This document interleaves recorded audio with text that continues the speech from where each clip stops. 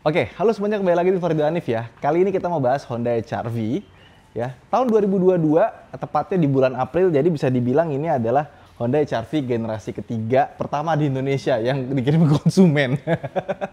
Ya gue lihat kapan ya di bulannya ya, bulan April ternyata. Jadi pas banget, ini usianya genap 3 tahun beberapa hari lagi.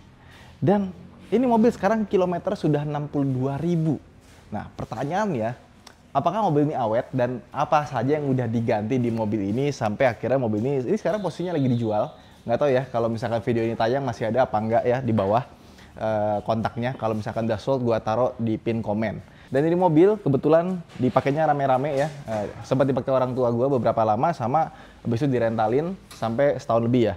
Dan kalau kita lihat ini mobil ya, meskipun udah 3 tahun ya, masih ganteng nggak sih? Dan sampai sekarang belum ada faceliftnya loh, meskipun di luar sudah ada. Dan yang varian faceliftnya itu belum masuk Indonesia sekarang, mungkin beberapa bulan lagi akan masuk. Beda di bagian grillnya, bempernya hampir nggak ada bedanya, lampunya masih sama. Jadi antara yang facelift sama non facelift itu bedanya sedikit sekali ya.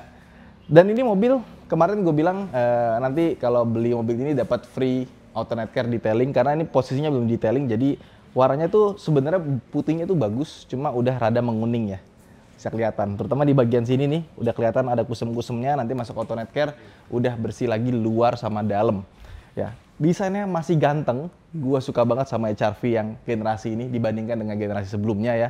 Terutama atapnya tuh kayak coupe look gitu ya. Jadi belakangnya tuh kayak coupe, landai ke bawah, cakep lah pokoknya dibandingkan dengan yang lama. Even dibandingkan dengan kompetitornya yang sekarang udah macem-macem, HR-V ini tetap bentuknya gue paling suka.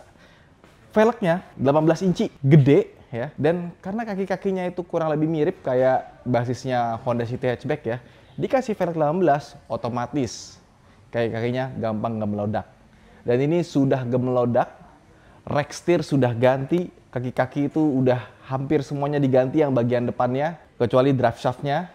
Tapi kaki-kaki belakang itu semuanya masih aman. Ya, jadi penyakitnya Honda itu biasa kaki-kakinya lemah, dan ini juga bener. Ini kemarin habis berapa tuh di Jantra ya, jadi udah steering rack itu udah nggak bisa dibetulin, ganti. Shock breaker, terus busing-busing segala macam itu hampir semuanya diganti di mobil ini ya. Ban pun kita juga sudah pernah ganti empat-empatnya. Ini pakai Hankook yang sekarang ya, dan ini masih kembangnya masih banyak karena kemarin tuh kalau nggak salah gantinya di kilometer 40 apa 50 ribu gitu, gue lupa tepatnya. Jadi kayak kaki PR-nya buat kalian yang nyari HR-V itu pastiin bawa jalan. Jangan sampai nggak dibawa jalan. Apalagi kalau misalkan setir udah kelutuk-kelutuk gitu ya, steering rack mah udah pasti ganti gitu. Dan kalau misalkan kalian ganti kayak kaki mobil ini, kalau ke bengkel resmi itu mungkin bisa hampir 10 jutaan ya, karena mahal. Tapi kalau kalian ke bawah spesialis kayak kaki, kayak kemarin kita bawa ke Jantra ya itu bisa lebih murah. Terus body dari samping nggak ada masalah. Kaca film ini pakai Solar Guard Black Phantom. Dashcam udah kita copot. Audio Venomnya itu masih ada ke belakang. Nah ini sebenarnya kalau kita bandingin sama yang tipe RS 1500 cc turbo, itu bedanya dikit banget, cuma di bumper ya, ada body kit-kit sama diwarnain ya hitam. Oh ini kan hitamnya doff, warna plastik. Yang itu tuh hitamnya hitam glossy. Terus lampunya merah-merahnya ini hilang jadi warna putih. Nah terus bagasinya ini sebenarnya kalian bisa tambah sendiri sih, yang namanya power back door. Nah ini kebetulan power back door-nya belum ada karena yang tipe S ini belum ada. Terus bagasi belakangnya seperti yang kalian tahu, ini mobil sudah ditambah subwoofer di bagian sininya. Jadi suaranya HR-V bawaan standar yang SE itu bener-bener agak kurang ya, karena bukan agak kurang sih, kurang banget. Even dibandingkan dengan BR-V atau WR-V itu masih lebih bagus karena dia punya tweeter. Ini nggak ada tweeternya, jadi emang bener-bener harus ditambah tweeter, tambah prosesor, subwoofer. Gue nggak pengen yang ngurangin bagasi, jadi gue tambah subwoofer yang di ban serep. Terus ini juga masih ada. Tahu kan ini buat apa? Ini cover buat itu, buat panoramic sunroofnya. Jadi dia yang tipe SE itu ada panoramic sunroof. Bukan panoramic sunroof, panoramic roof doang, nggak ada sunroof, jadi nggak bisa dibuka. Dan yang belakang itu modelnya origami ya, jadi harus dilepas, dilipat, terus dimasukin di sini. Ya, kurang lebih seperti itu. Tapi mobil ini yang menyenangkan adalah dia punya ban serep itu full size dan peleknya juga beneran. Oke. Ada stiker Pertamax Turbo. Nah, terus ke belakang ya. Ini nih atap origaminya. Nggak tahu ya, anak gue seneng pakai ini, terus dibuka-buka sama dia, terus dipasang-pasang gitu kan, kayak kerajinan tangan gitu. Nah, sebenarnya nggak praktis dan kurang terasa mahal ya dengan dikasih ginian. Gue lebih suka yang model lama. Tapi panoramic sunroofnya HRV yang lama itu, yang di tipe Prestige, itu lama-lama dia suka bunyi kriek-kriek atau semacamnya. Yang ini karena dia atapnya fix ya, yang pasti kita tercegah dari kebocoran, karena kemungkinan bocor itu lebih sedikit. Dan yang kedua ya, ini tuh yang bagian depannya, kalau ditutup dia tuh masih agak tembus. Jadi sebaiknya kalian tambah kaca film. Kayak di bagian ini tuh depan sama belakangnya udah dikasih kaca film ya. Kita pakai yang seri yang paling tinggi malah, LX. Jadi pas siang itu nggak terasa panas. Kalau HRV standar itu ya begitulah rasanya. Ini sih udah kayak apa ya, ini beli HRV itu kayak mobil yang harus kalian modif dikit dulu ya, baru enak. Audionya ditambah, peredamnya ditambah. Ini peredam pintu udah ditambah, tapi peredam kolongnya belum ya. Jadi ya seperti itulah, jauh lebih enak dibandingkan dengan HRV standar. Gue itu naik HRV yang standar sama-sama TPS, beda banget sama yang ini ya. Kita pasang lagi. Ya pasangnya sebenarnya cepat dan mudah sih, cuma cekrek gitu doang. Ya tinggal dimajuin ke depan. Oke, sudah selesai. Seperti itu aja. Sekarang kita ke depan yuk.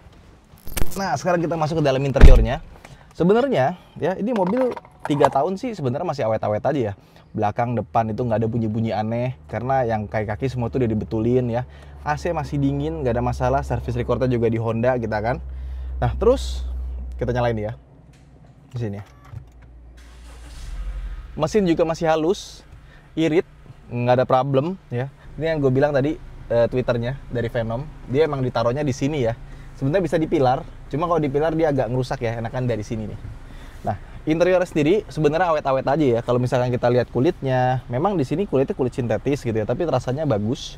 Dan mobil ini rasanya itu sebenarnya kalau kita masuk ke dalam, buat driver itu enak sekali ya. Jadi meskipun HRV itu secara features apa segala macam dibandingkan kompetitornya itu banyak kurangnya ya, tapi pas kita duduk, ini rasa dia tuh bener-bener dipikirin buat orang nyetir. Kayak misalkan ini kursinya tuh enak banget ya. Dia tuh tengahnya dikasih fabric, jadi walaupun nggak ada pendinginnya, nggak terlalu panas. Sama ini kanan kirinya, dia tuh punya side support itu tebel, dan kalau belok itu nggak goyang-goyang gitu loh. Tapi buat orang yang agak besar, kayak gue kan agak lumayan besar lah ya. Om Mobi seneng banget tuh ngeliat gitu, gue mengaku itu ya.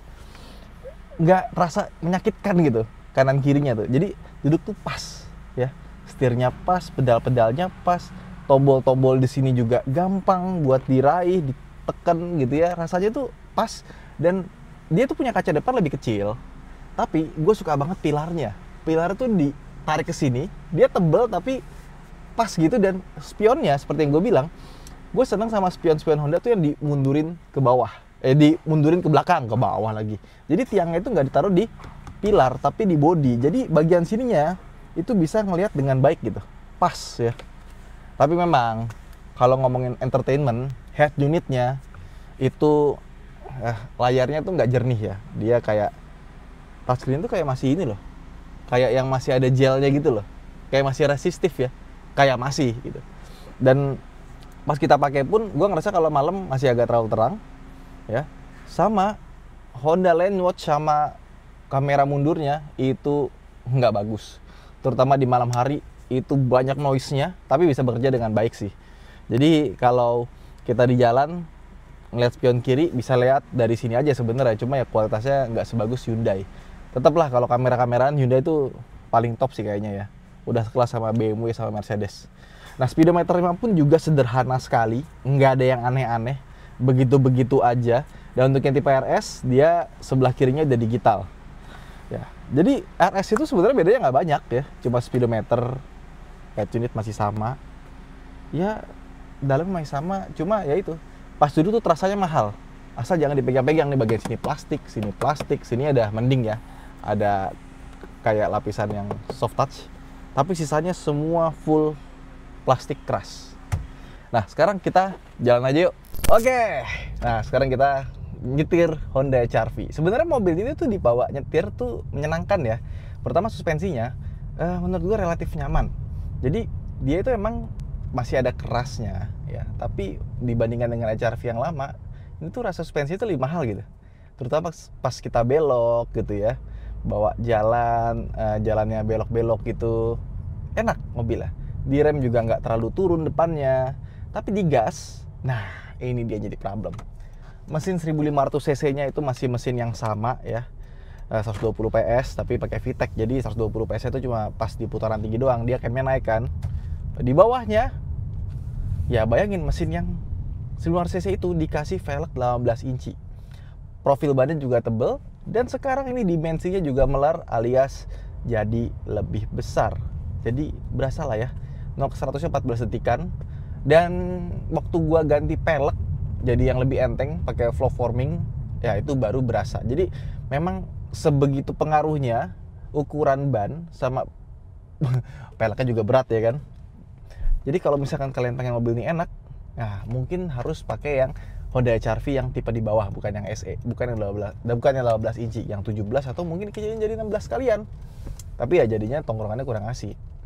Ya, memang nggak didesain buat 18 inci sih, tapi dipaksain mesin 500 cc. Rata-rata pelek 18 inci itu dipakai mobil yang kayak Honda CR-V depan tuh 2400 cc kan baru enak ya, tenaganya ada gitu ya. Tapi di mobil ini, ya begitulah. Jadi kalau ngomongin lari seperti itu. Nah, terus juga untuk konsumsi bahan bakar, ini menariknya ya, meskipun dia peleknya besar dan otomatis dia jadi berat, larinya jadi belet, tapi ternyata konsumsi bahan bakarnya masih irit ya. Ini gua pakai ya dari kemarin, kita lihat berapa dapatnya. Ini bagian ininya tuh emang agak sedikit susah ya, mesti belajar lagi. Information, oke, kita dapat 12,3 km per liter, padahal dari kemarin kita bawa jalan macet-macetan ya. Nah, klakson juga kita ganti, aslinya nggak enak suaranya. Dan ketika kita pakai mobil ini di jalan yang agak kencang, suara bannya itu berisik. Ya meskipun sudah lebih baik dibandingkan dengan model sebelumnya, tapi menurut gua ini masih berisik. Seandainya ya dikasih peredaman yang lebih bagus, pasti lebih enak, nggak seberisik ini. Nah, jadi kalau kita gas, iya larinya begitu aja CVT-nya. Dan Honda HR-V itu salah satu mobil yang CVT-nya cukup banyak bermasalah ya. Tapi tenang aja, biasanya yang bermasalah itu yang mereka itu bawa mobilnya kasar. Terutama gue sering lihat tuh beberapa orang nyetir pas dia pindah dari PRND gitu ya, misalkan dia lagi parkir atau putar balik lagi di D masuk ke R, atau sebaliknya dari R masuk ke D, itu mobil tuh belum bener-bener berhenti, jadi masih ada jeglek gitunya tuh. Ya itulah yang bikin rusak, terutama buat mobil wuling tuh CVT-nya tuh kebanyakan kalau bawanya kasar itu pasti CVT-nya nggak awet ya. Nah ini mobil ini sih sampai sekarang 3 tahun 62.000 km bagus-bagus aja sih, nggak ada suara-suara aneh gitu kan. Terus juga nggak ada yang kasar-kasar tuh nggak ada. Biasanya kalau misalkan CVT-nya udah mulai kerasa tuh udah sebelum dia putus gitu ya, itu rasanya udah nggak enak ditarik gitu ya, udah ada bunyi kasar zrek gitunya loh, kayak rantai beradu. Ini masih bagus sekali, alhamdulillahnya. Dan misalkan kalian beli mobil ini ya, ragu sama CVT-nya, gue kasih free setahun garansi Autospektor ya. Jadi emang garasi gubernur itu yang di Klaten itu kerjasama sama Autospektor buat masalah garansi dan inspeksinya.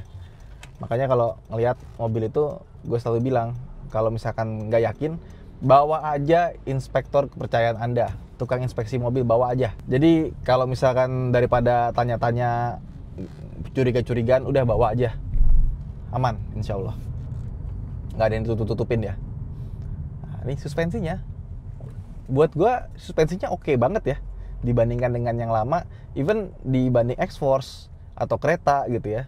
Menurut gue suspensinya HR-V yang baru ini enak, handlingnya enak. Pokoknya kalau untuk driver itu nggak ada komplain deh. Bahkan ya buat kita yang nyetir, ini di sebelah kiri ini itu dikasih empuk-empuk gitu. Jadi pas kaki kita nempel gitu, misalnya kita nyetir agak lemes gitu ya, nempel sini, itu tuh nyaman kayak kita. Dipikirin sebegitunya buat driver. Ya, tapi sisanya Twitter kagak ada, airbag cuma 4. Sedih dah kalau ceritain. Ini jalannya buntu lagi. Jadi yang bener-bener Ini mobil harus dimodifikasi dulu baru enak. Kayak contohnya mobil ini, makanya kemarin audio nggak distandarin dulu, mau dijual. Kagak lah, kasihan yang beli dapat audio begitu. Udah kasih aja. Nah, jadi kurang lebih itulah rasanya menggunakan Honda HR-V SE ya selama 3 tahun atau 62.000 km. Buat teman-teman yang punya pengalaman sama juga, coba komen di bawah gimana rasanya. Saya Hanif, sampai jumpa di vlog berikutnya. Bye-bye.